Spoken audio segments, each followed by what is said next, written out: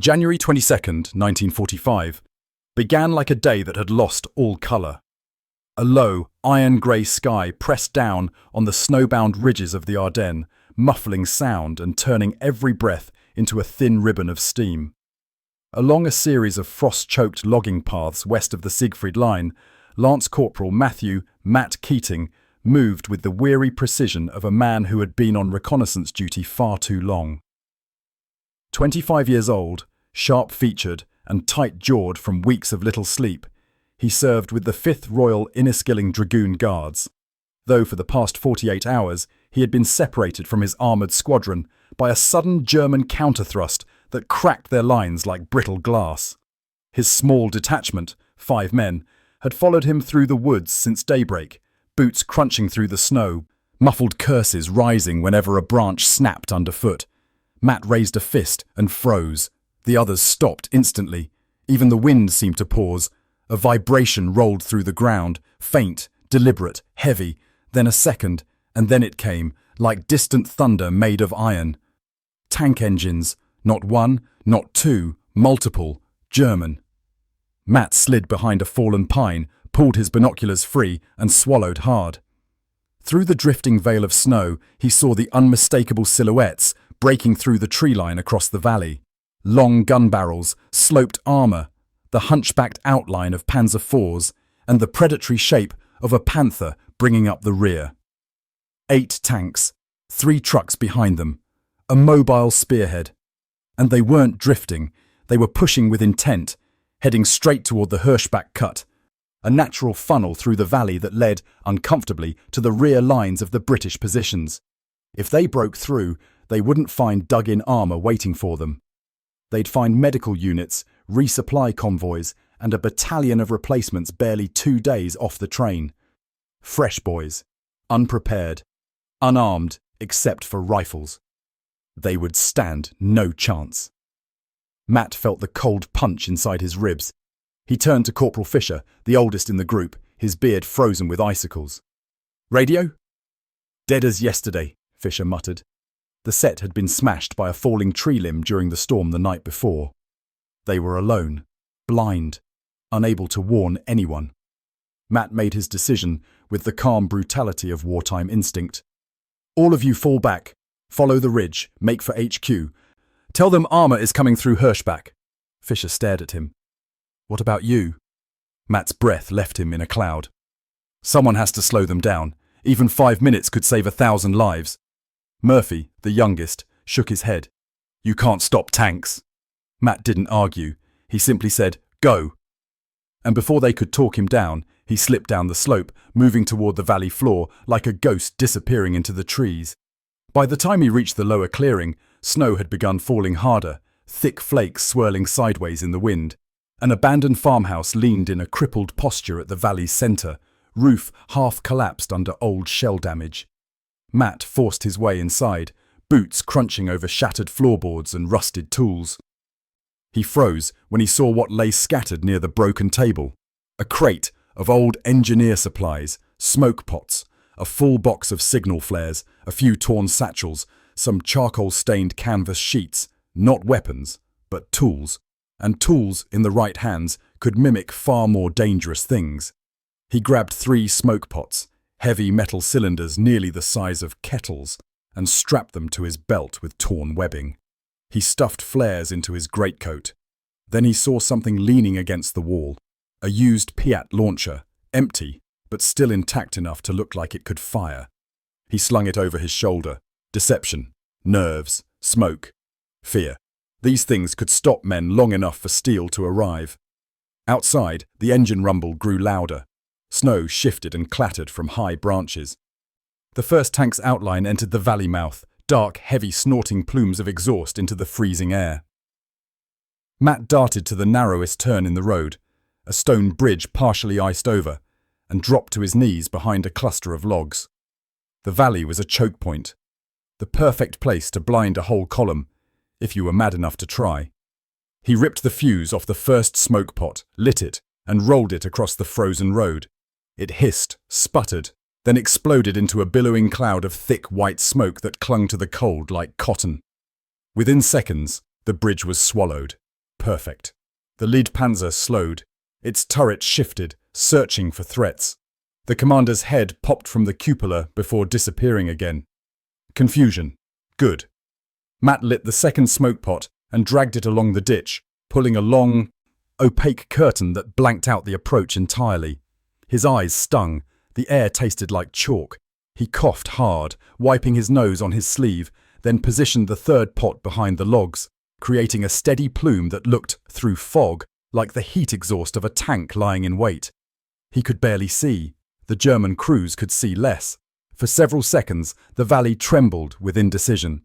Then Matt made the move that separated bravery from madness. He stepped out from cover, raised the empty Piat, aimed at the smoke-obscured Panzer silhouette, and fired a blank fuse.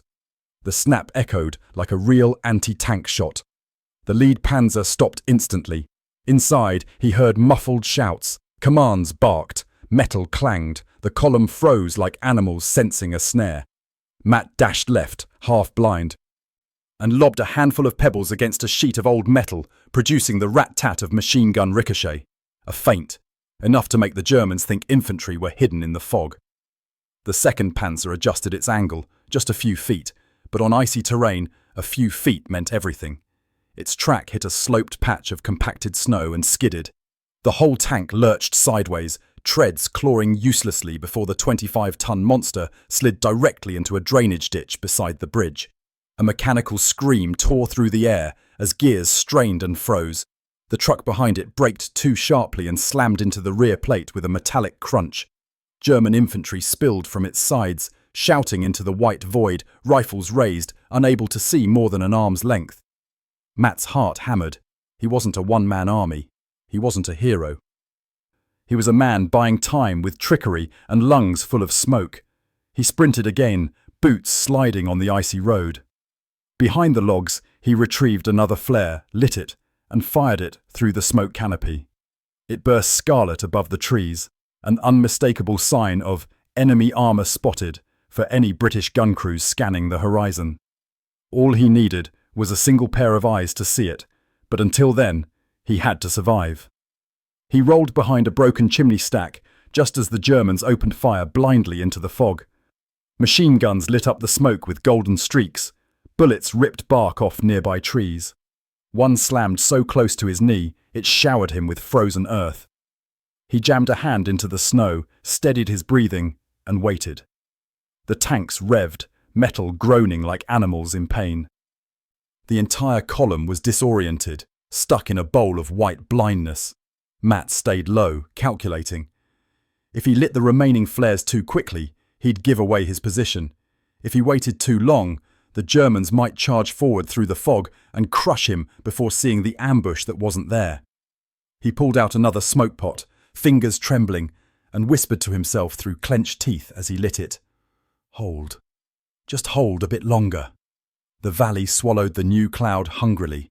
White. Dense. Absolute. And somewhere out there, hidden behind the ridges, a British artillery team would soon notice the unnatural plume rising from the Hirschbach cut. But until they did, Matt Keating had to face 8 tanks alone, armed with nothing but fog and nerve. The valley had turned into a world of shifting ghosts. Smoke clung to every pine branch, rolled off the frozen bridge in slow waves, and coiled around the disabled German tank like a living thing. The engines of the remaining Panzers rumbled with anxious, uneven revs as their crews tried to make sense of the invisible battlefield surrounding them. Somewhere in that white void, one British soldier crouched in silence with only a Piat shell tube and 3 flares left. Matt Keating pressed his back against the soot-streaked stone of the collapsed chimney, forcing himself to breathe slowly. His heart thudded so loudly he was certain the nearest German infantryman could hear it. The air tasted metallic, smoke, gunpowder, cold iron. He wiped his face with a trembling gloved hand, smearing soot across his cheek. The smoke pot he had placed near the logs was still belching white clouds, creating the convincing illusion of a hidden armoured engine warming up. A German voice barked something in clipped, sharp tones. A command. Matt peeked through a rip in the smoke curtain and saw shadows moving, dark silhouettes flickering inside the fog. Infantry were spreading out. They were feeling their way forward blindly, rifles raised, trying to locate the threat they imagined was lurking ahead. He had to keep them uncertain, keep them thinking the danger was in front of them, not behind. Matt pulled a flare from his coat, hesitating. If he fired it too close, they'd know exactly where he was. If he fired it too high, it might reveal he was alone. He angled it slightly off-center and fired. The flare burst through the fog like a meteor, streaking red into the pale sky. Its glow bounced across the smoke, creating the illusion of muzzle flashes hidden somewhere deep inside the haze. The nearest German infantry reoriented instantly, turning toward the direction of the flare's tail. They fired blindly, bullets ripping through the whiteness, some sparking against the frozen bridge stones. Good. They still believed an entire British ambush team was ahead of them. Matt slipped sideways along the ruined farmhouse wall, keeping low, boots crunching the crust of snow with painful loudness. Every sound felt amplified. A twig cracking under his foot sounded like a pistol shot in his ears. The lead Panzer revved aggressively, trying to push forward despite the blinding conditions. Its treads grated against ice, throwing up slush and fragments of broken stone. Matt pressed flat against the wall as its bulk shifted in the smoke. He could feel the vibration through the ground. Another German voice, closer now, yelled something urgent. Infantry were sweeping left, too close. Matt crawled, dragging one knee through freezing mud, inching toward a collapsed wooden beam he'd noticed earlier. Beneath it was a hollow space, barely enough for a man to slide under. He squeezed into the darkness as boots crunched just feet away. Through a crack in the timber, he saw them. 2 German soldiers sweeping the smoke with rifles, faces tense, their breath visible in the freezing air. They paused. One of them whispered. The other stepped forward. Matt held his breath until his lungs burned. A gust of wind swirled the smoke just enough for the Germans to see the still hissing plume from his smoke pot behind the logs. One of them pointed at it violently, mistaking it for the exhaust of a British tank's engine. They ran toward it. Matt exhaled so hard he nearly choked. The moment their footsteps faded, he slid from the beam's shelter and sprinted toward the right flank of the valley, weaving through smoke and half-buried debris. The ice made every step unpredictable. He fell twice, slamming his shoulder on frozen roots, but kept moving. The Panther at the rear of the column still struggled in the ditch, its right track spinning helplessly in mud and ice. Its turret turned in slow, uncertain arcs, the crew unable to identify any target. Matt ducked behind a fallen spruce and assessed the situation. The Germans were confused, but confusion wasn't enough. He had to make them panic. He needed sound. Thunder. A sign that the British ambush was closing in. He reached into his coat and pulled out a metal fuse, the kind used to manually ignite smoke pots. He scraped it against his boot heel until it sparked, then pressed it inside a hollow tin can he'd grabbed from the farmhouse earlier. The fuse sizzled loudly, like a grenade fuse. Matt hurled the can deep into the fog. The moment it clattered across the frozen ground, 3 German soldiers dove for cover, shouting warnings about hand grenades. A wave of ricocheting panic surged through the column's infantry.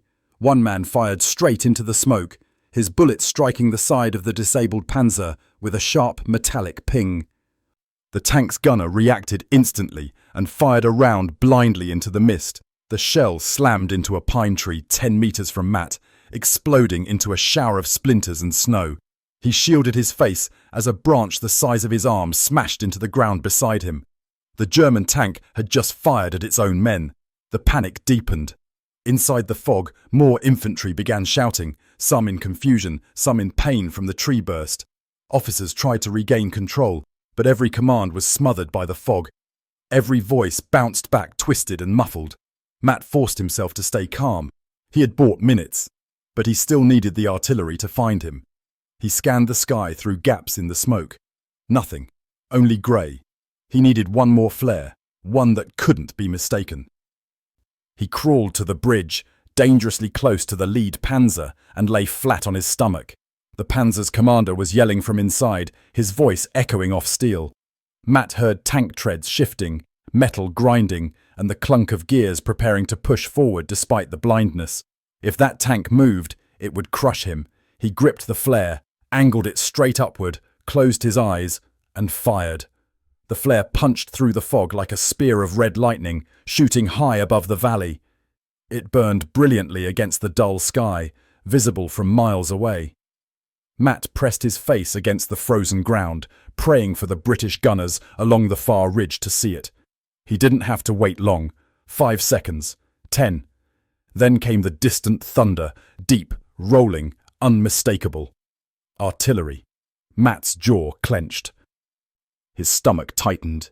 The first shell screamed overhead and slammed into the far ridge of the valley, exploding in a shower of ice and dirt. The shockwave rolled through the smoke in a rippling blast, flattening the fog for a heartbeat before it swallowed itself again. The Germans shouted in terror. Officers screamed for the tank crews to reverse. Engines revved, gears clanked, tracks skidded.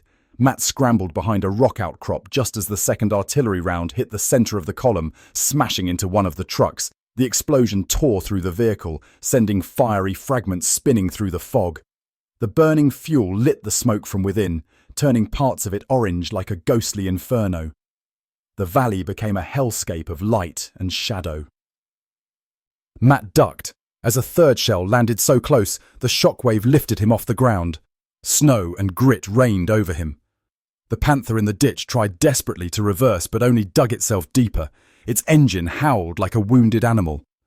The artillery was walking its fire cleanly across the valley, methodical, precise, deadly, and the Germans were losing their nerve entirely. Matt crawled through the chaos, ears ringing, lungs aching from smoke, searching for cover as the barrage continued. But he was smiling, despite the terror. His flares had worked. His smoke had worked. His insane gamble had paid off. Then he saw movement. German infantry breaking, fleeing toward the tree line, abandoning the tanks. Others clung to the hulls, pounding on turret hatches for the crews to let them inside. A few sprinted across the icy ground, slipping and falling as shells burst behind them. One Panzer tried to turn, skidded too hard, and toppled onto its side with a deafening crash. A fourth artillery round landed directly on the bridge, shattering the stone arch. Chunks of rock fell into the river below. The lead Panzer's escape route was gone. Matt ducked low, shielding his head as debris toppled around him. The valley roared with fire and smoke and breaking steel. Yet he moved through it with the focused clarity of a man who had accepted death before the battle even began. He had bought time. He had blinded armour. He had stopped a column with shadows. And the British guns were finishing what he started. The artillery barrage did not relent. It rolled through the Hirschbach cut like a hammer of the gods. Each blast sending tremors through the snowpack and shaking the valley floor beneath Matt's numb hands. The smoke churned violently now, no longer drifting in slow curtains, but boiling in enormous clouds that curled around the burning hulks of German armour. The air was thick with dust and hot metal, choking, acrid, alive. Matt pushed himself up from the icy ground, ears ringing with a high-pitched whine that drowned out all natural sound. His legs felt rubbery, unsteady, but he forced them to move. He staggered behind a mangled tree stump, coughing hard as he tried to suck in clean air. The heat from the burning truck nearby melted patches of snow, releasing steam that mingled with the smoke in strange, swirling patterns. The Germans were breaking completely now. Whatever discipline they had entered the valley with had evaporated under the terror of an unseen enemy force and the relentless British guns. The infantry who hadn't already bolted into the forest were stumbling in panicked circles, calling out to officers who were no longer answering. Some staggered blindly through the fog, unaware of where the shells were landing. Others crouched behind the ruined vehicles, crying out prayers or clutching their helmets with trembling hands. Inside the ditch, the Panther's engine still screamed as the crew attempted to free the tank. Matt crawled closer, dragging himself behind scattered debris. He could see the tank's right track spinning uselessly, frozen mud and ice spraying out in violent bursts. The turret turned wildly, its crew firing round after round blindly into the white abyss, each blast echoing like thunder. They still believed they were surrounded. A deep bellow vibrated the ground. Matt looked up in time to see a second Panther, one that had been near the rear of the convoy, reverse too quickly in panic. Its driver misjudged the slope, and the tank's heavy rear pitched downward. The whole machine slid backward until its massive bulk crashed into a collapsed oak, shaking the tree violently and lodging the tank at an impossible angle. Snow poured off its hull like water. The scene was chaos, but controlled chaos, shaped by the smoke and fear Matt had engineered. A shell landed so near the stuck Panther that Matt felt the shockwave punch him between the shoulder blades. He fell flat, snow exploding around him. For several seconds he lay still, struggling to catch his breath, wondering if he had gone deaf. Then slowly muffled sounds seeped back. Distant screaming, the groan of tortured metal, the hollow crack of branches torn apart by concussive blasts. He pushed himself onto his elbows. His gloves were shredded, blood seeped through the wool. The smoke was thinning just enough for dark silhouettes to emerge through the fog. German tank crews were abandoning their machines. One group of 3 men leapt from a Panzer IV whose engine deck was ablaze. Their uniforms were dusted grey with ash, their faces blackened by soot. One of them tripped and fell to his knees, dazed, swaying. Another grabbed him under the arms and dragged him toward the tree line. The gunners were breaking them, just as Matt prayed they would. He staggered to his feet, planting one hand against a scorched pine trunk to steady himself. His vision blurred, then sharpened again. He forced himself onward, weaving between shattered logs and half-buried stones until he found a pocket of clean air near the valley's eastern slope. He needed to see, needed to confirm the destruction. Through the drifting haze he saw what only a veteran gun crew could have sculpted. The entire German column reduced to a graveyard of iron. The first Panzer was overturned, its side crushed. The second still lay in the ditch, turret crooked like a snapped neck. The trucks were burning torches. The rearmost tanks were twisted wrecks, one with its turret blown clean off and lying 20 yards away like a discarded toy. The stone bridge was obliterated, nothing left but jagged stumps jutting from the riverbed. The road was gone. The tanks had no path forward, no path back. They were trapped in a bowl of death. Matt let the sight settle into him. This impossible sight was the result of smoke, timing, deception, and one soldier refusing to let a German spearhead break through to slaughter hundreds of unready reinforcements. He stepped forward, boots crunching on shattered stone. A thin wind blew through the valley, dragging smoke with it in lazy spirals. Flames crackled softly, muted by the snow that fell in slow, delicate flakes, as if the weather itself were trying to smother the battlefield.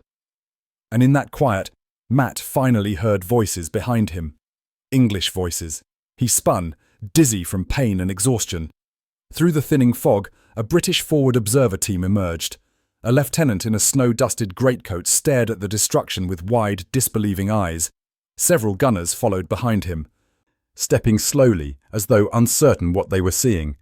"Bloody hell," one whispered. The lieutenant spotted Matt, who stood leaning against a half-collapsed tree, his rifle forgotten somewhere in the snow. His face was ashen, soot-streaked, eyes glassy with fatigue. The lieutenant approached, boots crunching softly. "Soldier," he called, voice hoarse. "Did you call those flares?" Matt nodded weakly. "Yes, sir." "You alone?" Another nod. The lieutenant stood silent for several seconds, head slowly turning as he took in the scorched landscape. The tank hulks, the burning trucks, the shattered bridge, the blackened snow. Then he looked back at Matt, not with disbelief, but with an expression men rarely wore in wartime. Awe. "You did all this?" Matt swallowed. His throat was raw from smoke. "No, sir," he rasped. "The artillery did that." The lieutenant stepped closer. "You put the smoke pots out?" "Yes." "You faked the tank positions?" "Yes." You stalled the column long enough for us to zero in." Matt didn't answer. He didn't need to. A gunner walked past him, staring in stunned silence at an overturned Panzer. "One man stopped 8 tanks," the gunner muttered. But Matt didn't feel triumphant. He felt empty, hollow, as if something inside him had drained away with every smoke pot he lit, every flare he fired, every gamble he took in the frozen fog. He watched the British gunners move to secure the valley. Some captured the remaining German infantry who emerged from the tree line with their hands raised, dazed and trembling. Others checked the tanks for surviving crew. The Panthers' engine finally sputtered out, leaving the valley steeped in sudden, eerie quiet. Matt sat down on a broken beam, shoulders slumping. His hands trembled uncontrollably. When he looked down, he realized why. Blood soaked through his gloves. He didn't remember cutting himself. He didn't remember half of what he'd done. A medic reached him and knelt. "You breathing, lad?" "Trying," Matt murmured. The medic bandaged his hands as the lieutenant returned, crouching nearby. For a long moment he said nothing. Then quietly, almost reverently, "There'll be men alive tonight because of what you did here." Matt looked up at him, eyes glassy. "I wasn't brave," he whispered. "I was terrified the whole time." The lieutenant nodded slowly. "That's the only kind of bravery that matters." Snow continued falling over the Hirschbach cut, covering the wreckage in a soft white shroud. The valley that morning had belonged to the Germans. 8 tanks, 3 trucks, a spearhead ready to break through Allied lines. By midday, it belonged to silence, to smoke, to the slow, steady work of British artillery, and to one soldier whose nerves held firm long enough to reshape the outcome of an entire sector. Matt Keating would leave the valley on a stretcher, exhausted, half-conscious, boots still covered in soot and ice. He would not brag. He would not boast. He would never fully recount what he had done. But the gunners would. And the infantry who captured the surviving Germans would. And the officers who inspected the wrecks for weeks afterward would. The story would spread. Whisper first, rumour next, then record. How a single British soldier, cut off from his unit, armed with smoke pots, instinct and impossible nerve, blinded a tank column, stalled a spearhead and saved hundreds of Allied troops who never learned his name.